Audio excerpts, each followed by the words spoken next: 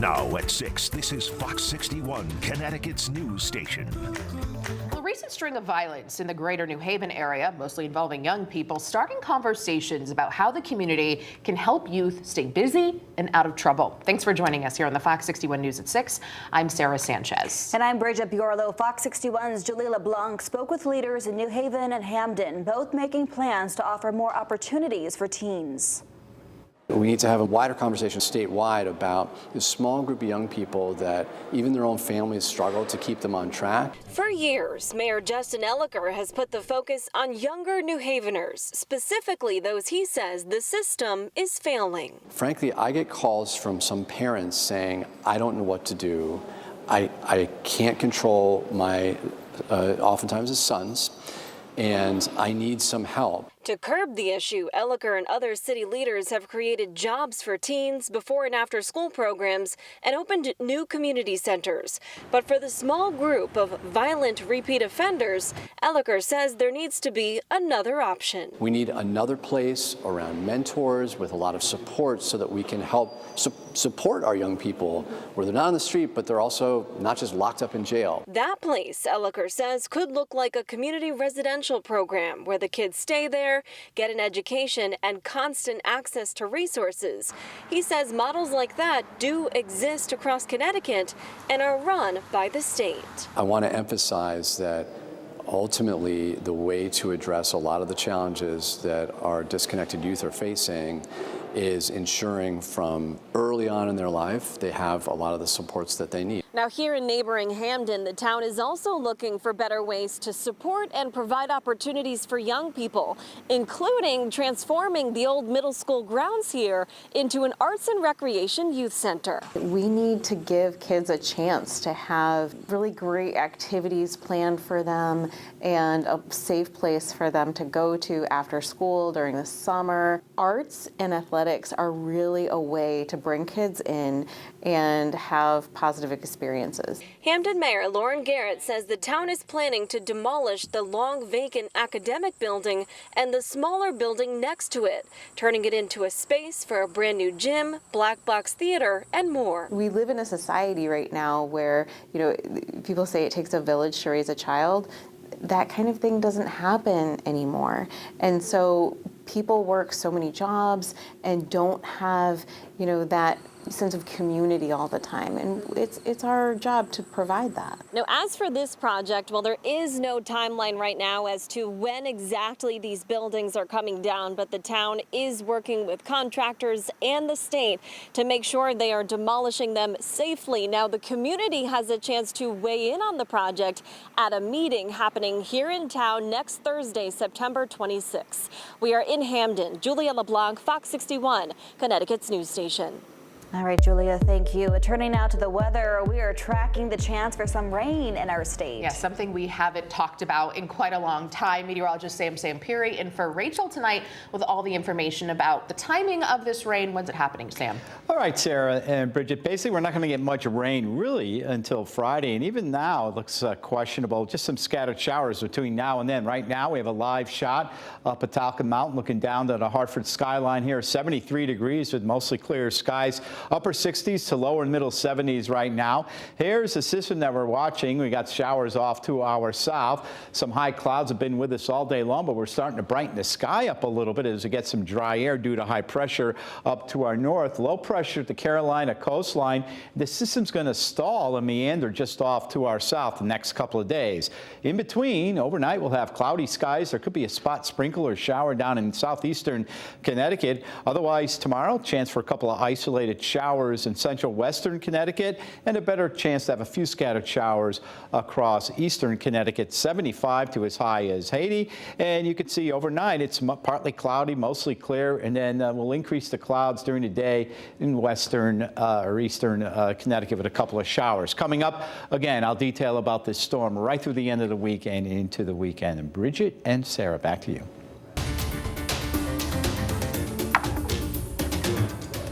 Now to a Fox 61 exclusive here. A sort of political coup is brewing in South Windsor.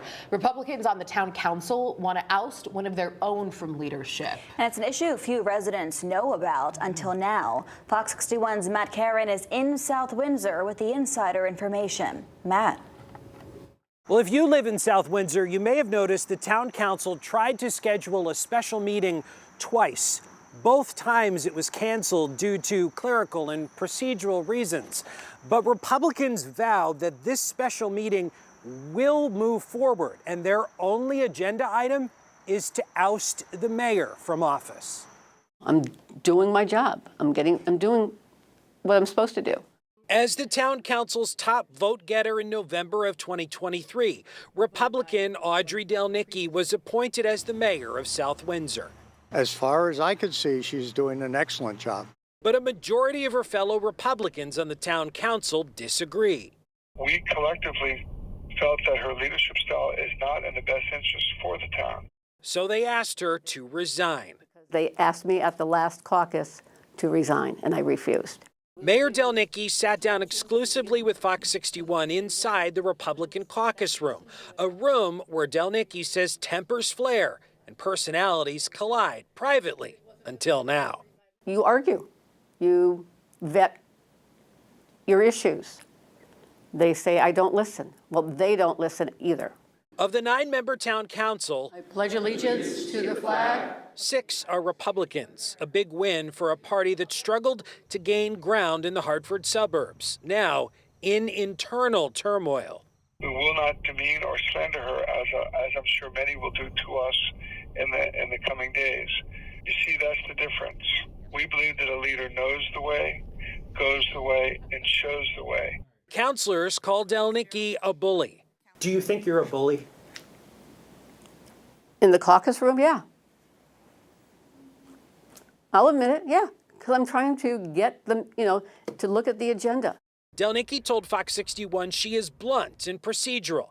She says her colleagues often don't adhere to council rules, don't prepare to discuss agenda items, complain about meeting times, and go off on long-winded tangents. She claims she's trying to bring order to chaos.